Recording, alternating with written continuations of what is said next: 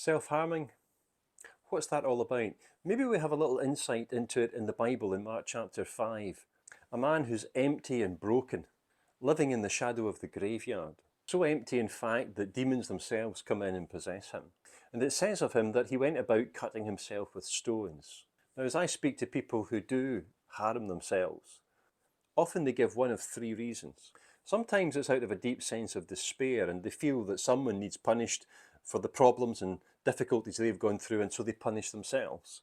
Sometimes it's a distraction. That kind of makes sense because there's some even deeper problem that they're facing, and to deal with a physical problem is so much easier.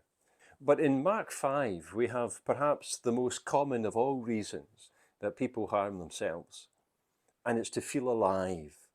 For that man, he lives in the graveyard. He's filled with death itself. He just wants to feel anything, something, just to make him feel alive.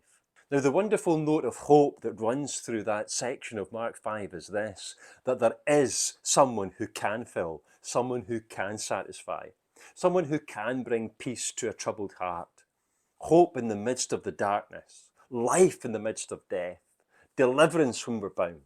For that, we need a power beyond ourselves. We need a love greater than our fear.